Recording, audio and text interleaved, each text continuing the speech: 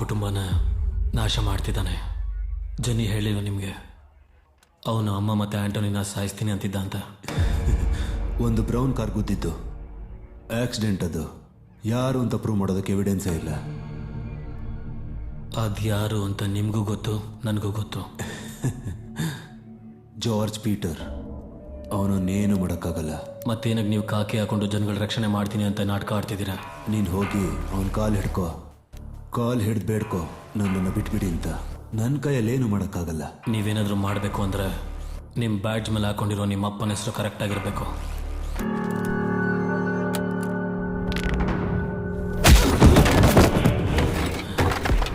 ನಮ್ಮ ಅಪ್ಪನ ಬಗ್ಗೆ ಮಾತಾಡ್ತೀಯ?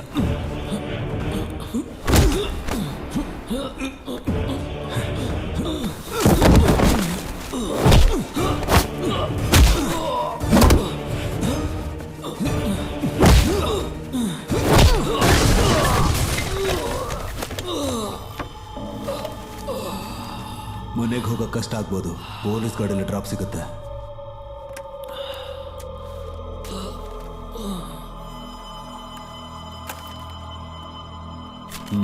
ಪೇನ್ ಕಿಲ್ಲರ್ ತಗೋ, ಸರಿ ಹೋಗುತ್ತೆ.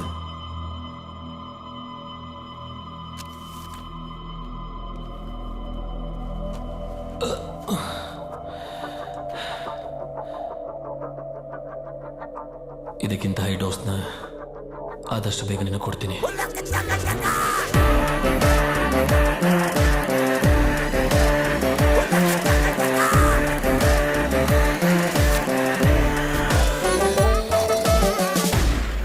ನನಗೆ ಯಾರಿಗೂ ಟಾರ್ಚರ್ ಕೊಡೋದಕ್ಕೆ ಇಷ್ಟ ಇಲ್ಲ. ಸಮಾಧಾನವಾಗಿ ಬದುಕಬೇಕು ಅನ್ಕೊಂಡಿದ್ದೀನಿ. ಆದರೆ ನನ್ನ ಹಾಗೆ ಬದುಕೋಕೆ ಬಿಡ್ತಾ ಇಲ್ವಲ್ಲ ಇವರು. ಆ ಹುಡುಗಿ ಮೇಲೆ ನನಗೆ ಯಾವ ದ್ವೇಷನೂ ಇಲ್ಲ. ಬಟ್ ನನ್ನ ಕಣ್ಣು ಮುಚ್ಚಿದ್ರೆ ನನ್ನ ಜರಿ ಬಂದು ನನಗೆ ಹೇಳ್ತಾನೆ, ಅಪ್ಪ ನಾನು ಹೇಗೆ ಜಂಪ್ ಮಾಡಿದ್ನೋ ಅವಳು ಹಾಗೆ ಜಂಪ್ ಮಾಡಬೇಕು ಅಂತ. ಇದರಲ್ಲಿ ನಂದೇನು ತಪ್ಪು ಡಾಕ್ಟರ್? ನೀನು ಹುಚ್ಚ? ನಿಜ, ಆ ವಿಷಯ ನನಗೆ ತುಂಬ ಚೆನ್ನಾಗಿ ಗೊತ್ತಿದೆ. ಅದಕ್ಕೆ ನಾನು ಡಾಕ್ಟರ್ ನೋಡೋಕೆ ಬಂದಿರೋದು. ಜನಗಳಿಗೆ ಟಾರ್ಚರ್ ಕೊಡೋದು ನಿಲ್ಸೋದಕ್ಕೆ ನನ್ನ ಹತ್ರ ಯಾವುದೋ ಮದ್ದೇ ಇಲ್ಲ. ಡಾಕ್ಟರ್, ನಾನು ಒಂದ್ಸಲ ಪರೀಕ್ಷೆ ಮಾಡಿ ನೋಡಿ. ಕೌನ್ಸಿಲಿಂಗ್ 1 ವೀಕ್ ನನ್ನ ಶಾಂತಿಯಿಂದಿರೋ ಹಾಗೆ ಮಾಡಿ. ಜೀವನದಲ್ಲಿ ಸಮಾಧಾನದಿಂದ ತಾಳ್ಮೆಯಿಂದ ಇರೋದು ಮುಖ್ಯ. ನಷ್ಟ ಆಗಿರೋದನ್ನ ಯಾರ ಕೈಲೂ ತಂದ್ಕೊಳಕ್ಕಾಗಲ್ಲ. ಸಮಾಧಾನಕ್ಕೆ ಬೈಬಲ್ ಓದ್ಬೋದು, ಚರ್ಚ್ಗೂ ಹೋಗ್ಬೋದು. ನಾನು ಬೈಬಲ್ನ ಓದ್ತಿದ್ದೀನಿ, ಆದರೆ ಅದರಲ್ಲಿ ಜೀಸಸ್ಗಾಗಿರೋ ಮೋಸನೇ ನನ್ನ ಕಣ್ಣು ಕಾಣಿಸ್ತಾ ಇದೆ. ನನ್ನ ತಾಳ್ಮೆನ ಕಳ್ಕೋತಿದ್ದೀನಿ. ಸರಿ ತಪ್ಪುಗಳೇ ಗೊತ್ತಾಗ್ತಿಲ್ಲ. ಜಾರ್ಜ್, ದೇವರಲ್ಲಿ ಬೇಡ್ಕೊಳ್ಳಿ, ನೆಮ್ಮದಿ ಆದ್ರೂ ಸಿಗುತ್ತೆ. ದೇವರು ಒಳ್ಳೆ ದಾರಿ ತೋರಿಸ್ತಾನೆ. ದೇವರು ಅಂತ ಇದ್ದಾನೆ ಅಂದಮೇಲೆ ರಾಕ್ಷಸನು ಇರಲೇಬೇಕಲ್ವಾ? ಅವನೇ ನನ್ನ ಹೀಗೆ ಆಡಿಸ್ತಿದ್ರೆ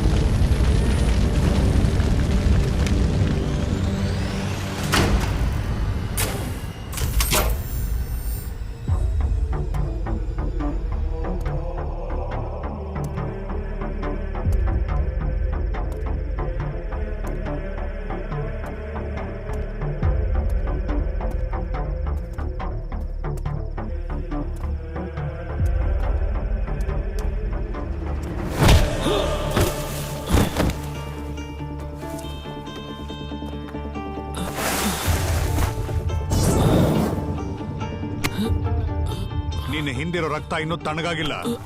ನೀನೇನು ಇಲ್ಲಿಗೆ ರಾಜ ಆಗ್ಬೇಕು ಅಂತಿದೀಯ? ಆ ಕಾರನ್ನ ಸುಟ್ಟಿದ್ದು ನಮ್ಮಮ್ಮನ ಕೊಲ್ತು ಅಂತ ಮೂಯಿಗೆ ಮೂಯಿ, ಸೇಡಿಗೆ ಸೇಡು, ಎಲ್ಲ ಲೆಕ್ಕನೂ ಚುಪ್ತ ಮಾಡ್ತೀನಿ.